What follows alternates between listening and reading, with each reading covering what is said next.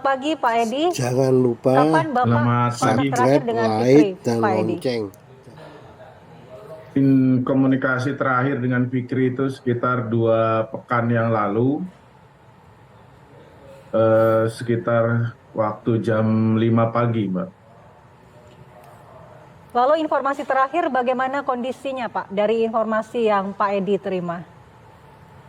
Ya, informasi terakhir yang kami terima bahwa kondisi putra saya, Nanda Fikri, dalam kondisi baik-baik saja.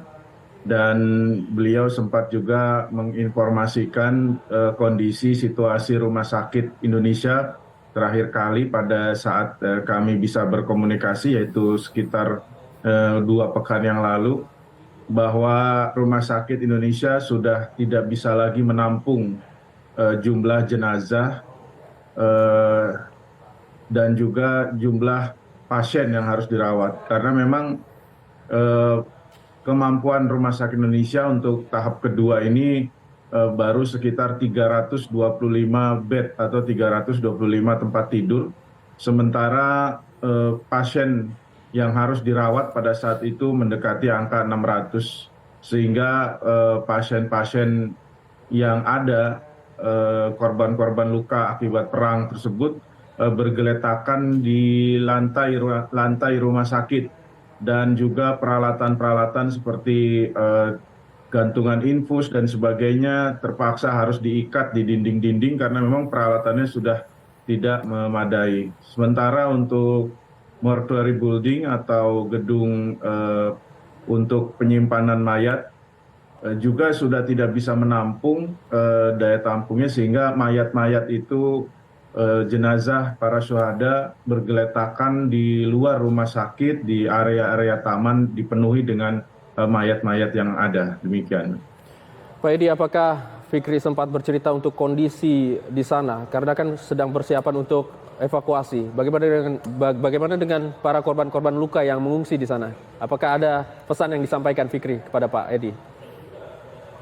Kemarin kita diwakili oleh Reza Aldila ya untuk komunikasi terakhir kemarin, karena memang kita sudah lost kontak 2 pekan. Kemudian ada isu yang beredar bahwa 2 relawan Rumah Sakit Indonesia itu ditangkap oleh Israel, sehingga kami berusaha terus kemarin untuk menghubungi 3 relawan Rumah Sakit Indonesia, dan alhamdulillah kemarin atas bantuan dari rekan-rekan jurnalis yang berada di sana, kami berhasil berkomunikasi dengan Reza, dan informasi yang kami dapatkan bahwa sekitar 120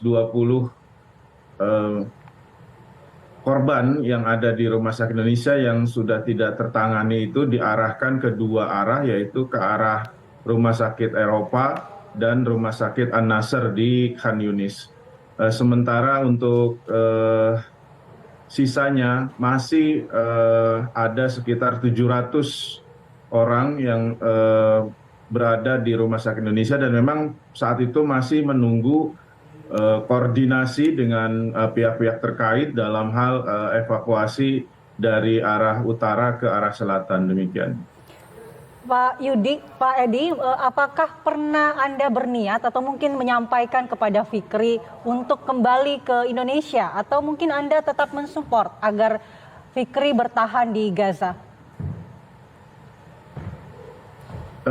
Ya, semuanya kami serahkan kepada keputusannya kepada para relawan ya, karena mereka sudah cukup dewasa untuk mengambil sebuah keputusan. Pada prinsipnya kami selaku orang tua sering menitipkan pesan bahwa jaga kesehatan, jaga untuk kegiatan-kegiatan ibadah dalam pendekatan kepada Allah, kepada Tuhan, dan juga jaga nama baik bangsa dan negara Indonesia. Nah, pada prinsipnya mereka memang kelihatan masih dominan untuk bisa menjadi sebagai relawan dari Rumah Sakit Indonesia untuk membantu rakyat Palestina. Kami khususnya orang tua ya tentunya berharap bahwa mereka bisa menyesuaikan diri dengan kondisi yang ada. Demikian. Baik, terima kasih Pak Edi atas informasinya. Semoga Fikri, Reza dan juga Farid tetap berada di lindungan Allah Subhanahu wa taala. Amin. Amin. Terima kasih kembali. Baik, kita ke informasi berikutnya pemirsa. Komisi 8 DPR RI menggelar rapat dengar pendapat penyelenggaraan ibadah haji 2024. Dalam rapat tersebut, Komisi 8 DPR RI menyebut anggaran biaya haji senilai 105 juta berpotensi memberatkan jemaah di Saudi. Dan perlu diketahui, sebagian besar pembayaran kita itu kan dalam bentuk rial dan juga dolar. Nah, jadi kurs ini sangat berpengaruh. Tapi dengan angka tadi, ya alhamdulillah bisa menurunkan untuk jamaah.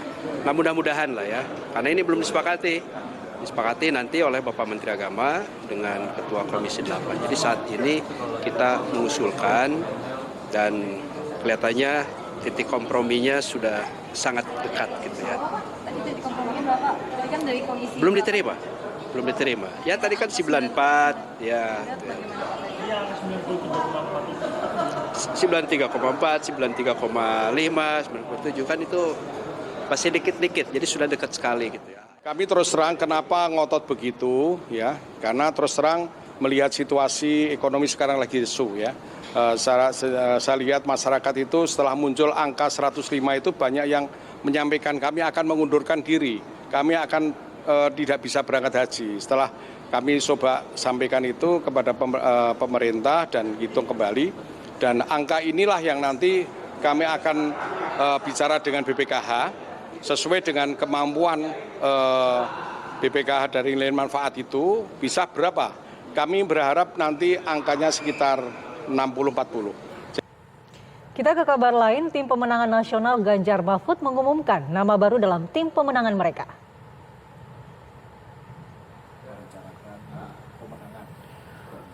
Nama-nama yang tergabung, nama-nama adalah Adian Napitupulu, Ninik Afiarian Nanto, dan Khalid Hadi Pranowo.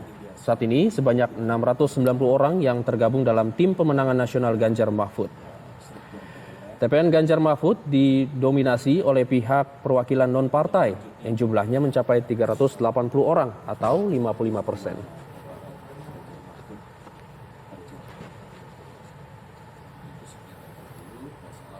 Nama-nama tersebut adalah yang pertama masuk ke dalam TPN adalah Bapak Adian Napitupulu.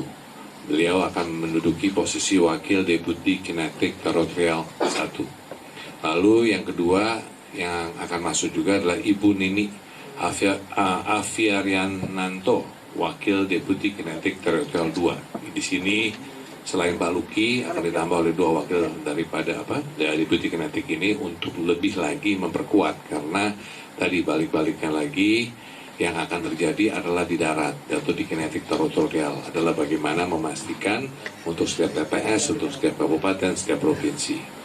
Sementara itu kedeputian daripada YZ dari Mas Aji yang berisikan anak-anak muda, kami juga perkuat lagi dengan bergabungnya Khalid Hadi Pranowo sebagai Wakil Deputi YZ atau YZ, yang dimana itu untuk memperkuat lagi tim pemenangan muda kita.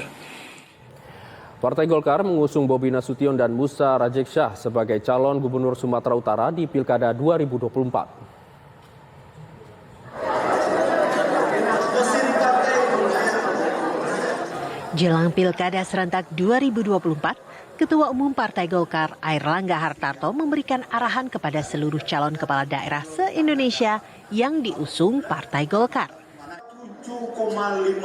Selain memberikan arahan, Partai Golkar juga telah melakukan penjaringan awal untuk mencari calon kepala daerah. Wakil Ketua Umum Partai Golkar Ahmad Doli mengatakan Partai Golkar akan mengusung Bobi Nasution dan Musa Rajeksyah sebagai calon gubernur Sumatera Utara di Pilkada 2024 nanti. Ada nama Ijek juga di Sumatera Utara yang kata kabarnya akan maju juga. Iya, jadi satu daerah juga tidak harus satu, karena kan ini penjaringan awal ya. penjaringan awal. Jadi bagi siapa saja yang penting kader atau pimpinan Partai Golkar yang sudah punya track record teruji dan kemudian berminat untuk menjadi calon kepala daerah, itu kita